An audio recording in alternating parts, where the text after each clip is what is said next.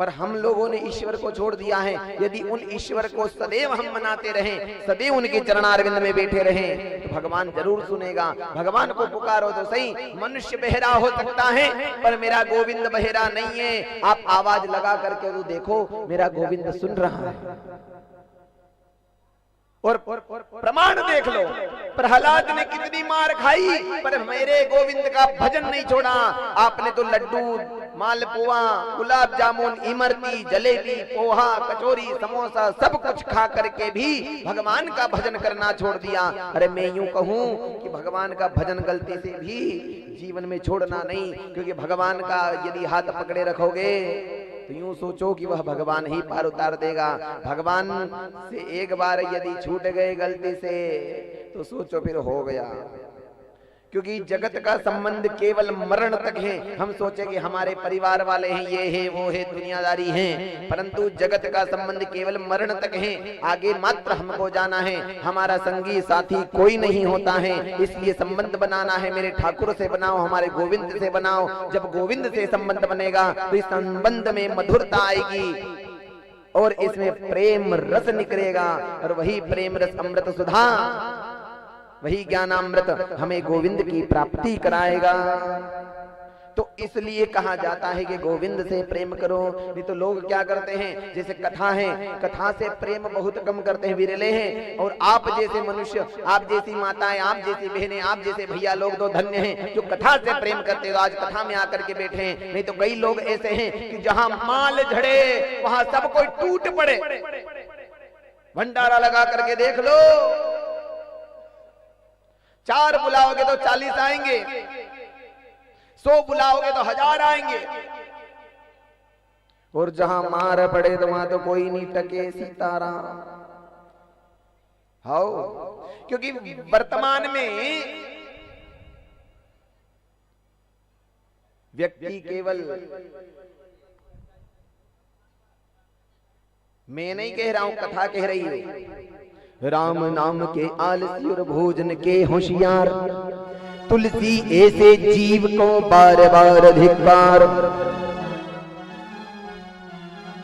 जो केवल भोजन से प्रेम करता है,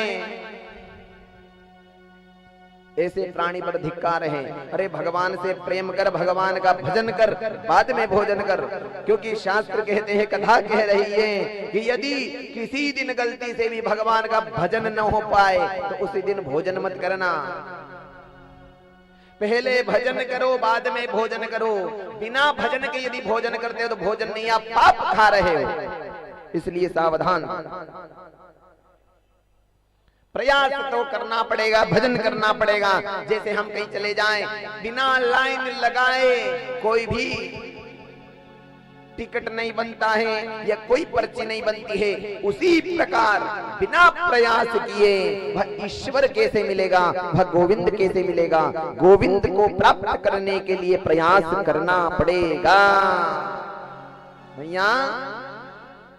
गोविंद को प्राप्त करने के लिए खूब प्रयास करना पड़ेगा। बोली वृंदावन बिहारी लाल की। क्योंकि यह जीवन है, धीरे धीरे निकलता जा रहा है। आइए बड़े भाव के साथ श्रवण करें। हो जीवन खत्म हुआ तो जीने का ढंग आया, जीवन खत्म हुआ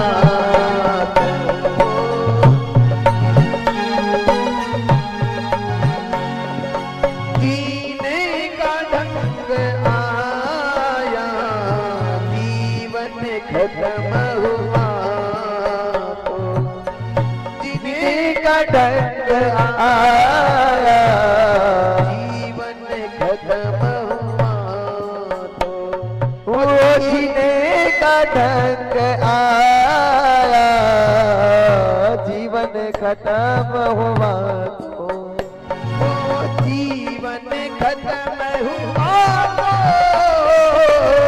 जीने का ढंग आया, जीवन खत्म हुआ तो जीने का ढंग आया, जीवन खत्म हुआ जीने का ढंग आया, जीवन खत्म हुआ तो जीने का ढंग आया। जब शम्मा बुझ गई तो जब शम्मा बुझ गई